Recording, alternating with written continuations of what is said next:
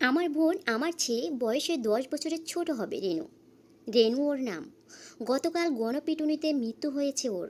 ছোটবেলা হতে কিছুটা নার্ভাস প্রকৃতির ছিল রেনু। খুব মেধাবীও ছিল বটে।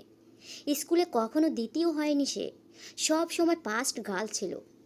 বাবা রেনুকে নিয়ে স্বপ্ন দেখিয়েছিলেন, সে ডাক্তার হবে, নয়তো সরকারি বিসিএস কর্মকর্তা হবে। কিন্তু সংসার জীবনটা রেনুর সুখের হয়নি। ছোট ছোট দুটি সন্তান নিয়ে সে একাই জীবন অতিবাহিত করছিল। সংসার ভেঙে গেছে বেশ আগেই। বাবাও মারা গিয়েছেন। রেনু নিজের মতো করেই সন্তানদের ভালো স্টুডেন্ট হিসেবে গড়ে তুলছিলেন। ছোট বাচ্চাটার মাত্র 4 বছর বয়স ছিল। মৃত্যুর আগের রাতে কিছুটা অস্থির দেখাচ্ছিল রেনুকে। ছোট বাচ্চাটাকে স্কুলে ভর্তি করার জন্য সকালে ছুটে যাবে স্কুলে। সকাল হলে বাসার কাছে প্রাইমারি স্কুলটায় ভর্তির বিষয়ে খোঁজ খবর নিতে গিয়েছিল। কিন্তু হঠাৎ করেই অপরিচিত দুটি বখাটে ছেলে তাকে অহেতুক প্রশ্ন করতে শুরু করলে সে নার্ভাস হয়ে যায়। রেনুর বেশ মানসিক অস্বস্তি হয় এ ধরনের জেরায়। সে গুছিয়ে কথা বলতে পারে না।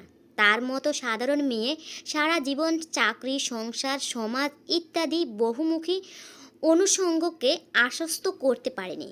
তার অন্তর্মুখী স্বভাবের জন্য, যেমন পুলিশ, মাস্তান, ক্ষমতাবান, ডোমিনেটিং সোসাইটির প্রভাব বিস্তারকারী মানুষজনের সামনে পড়লে সে বাসা হারিয়ে ফেলত। কিন্তু সে মনে মনে ভাবত, অন্যরা তো বেশ মানিয়ে নিয়ে চলেছে, ফিরছে, সে পারছে না কেন?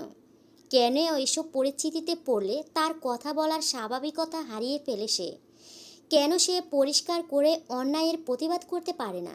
কেন সে মানুষের প্রশ্নের অযাচিত পরিষ্কার জবাব দিতে পারে না? কেন সে ছোটবেলায় দোষ না করেও মায়ের করা ধমকে চুপ করেছিল?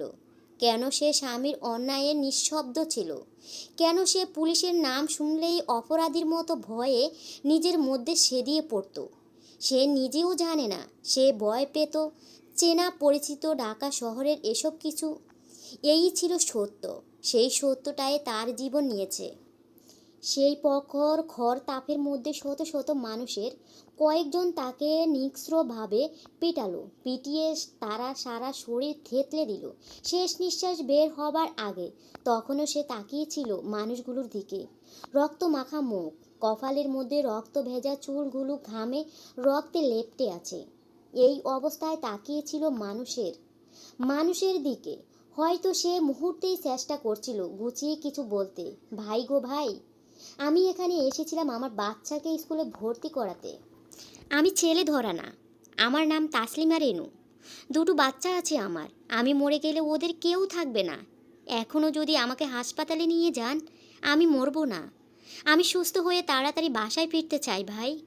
বাসায় বাচ্চাগুলো আমার জন্য অপেক্ষা করে আছে। কিন্তু না, বোবার মতো রেনু তাকিয়েছিল গোর লাগা চোখে।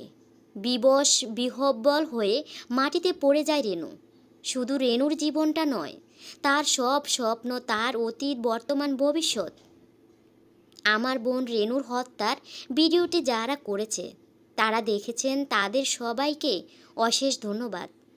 আপনারা সবাই অনেক গোছানো মানুষ, পরিপাটি, পিটপাট, নিরাপদ।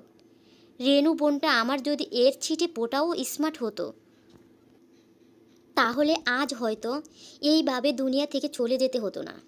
আজ হয়তো তার সন্তানগুলো এভাবে একা হয়ে যেত না। আজ হয়তো তার সন্তানের স্বপ্ন, তার স্বপ্ন এভাবে মাটির সাথে ফিশে যেতে পারতো না।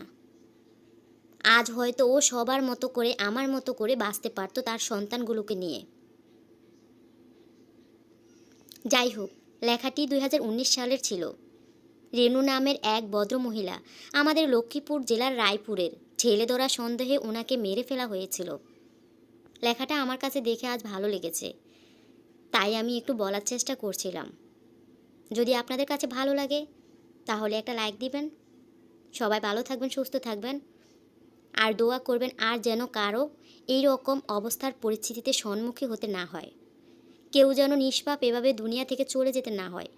আর যেন কোনো মায়ের বুক খালি না হয়, নতবা কোনো সন্তানের মাথার উপর থেকে মায়ের ছায়া সরে না যায়। সবাইকে ধন্যবাদ। আল্লাহ হাফেজ।